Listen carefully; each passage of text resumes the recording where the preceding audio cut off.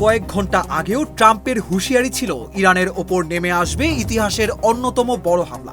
আমেরিকার যুদ্ধবিমান প্রস্তুত, ক্ষেপণাস্ত্র প্রস্তুত, ইসরায়েলও ছিল একই পরিকল্পনায়। মধ্যপ্রাচ্য জুড়ে সতর্কতা জারি, মার্কিন দূতাবাসগুলো নিজ দেশের নাগরিকদের অঞ্চল ছাড়ার পরামর্শ পর্যন্ত দিয়ে ফেলেছিল। কিন্তু তারপরেই ঘটল নাটকীয় মোড়। যে ট্রাম্প বলেছিলেন ইরানকে কঠিনভাবে আঘাত করা হবে, সেই ট্রাম্পই হঠাৎ ঘোষণা দিলেন হামলা বাতিল।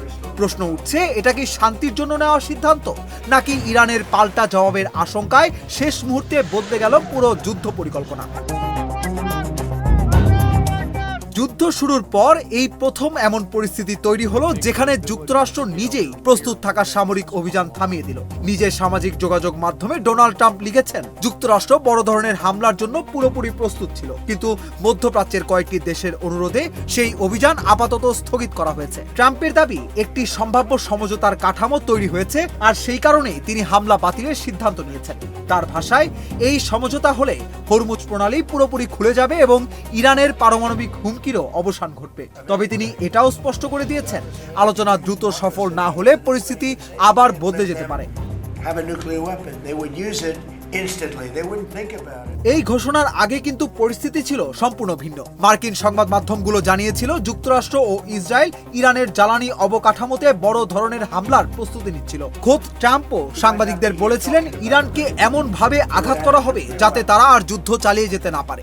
এমনকি মার্কিন পররাষ্ট্র দপ্তরও মধ্যপ্রাচ্যে অন্তত 10টি দেশে অবস্থানরত নাগরিকদের সতর্কতা জারি করে অঞ্চল ছেড়ে যাওয়ার প্রস্তুতি নিতে বলেছিল।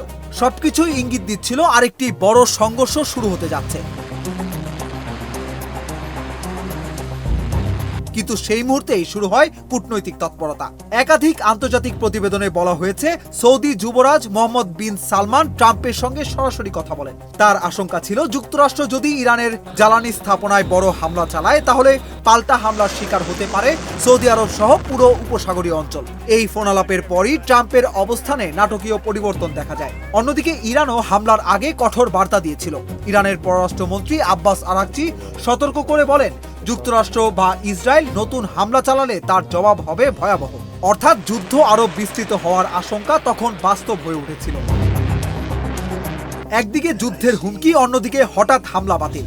মাত্র একদিনের ব্যবধানে ট্রাম্পের অবস্থানের এই নাটকীয় পরিবর্তন নতুন করে প্রশ্ন তুলেছে। এটি কি কূটনৈতিক জয়, নাকি ইরানের সম্ভাব্য পাল্টা আঘাতের হিসাব কষেই শেষ মুহূর্তে পিছিয়ে গেল ওয়াশিংটন? এই প্রশ্নের উত্তরই এখন মধ্যপ্রাচ্যের পরবর্তী অধ্যায় নির্ধারণ করবে।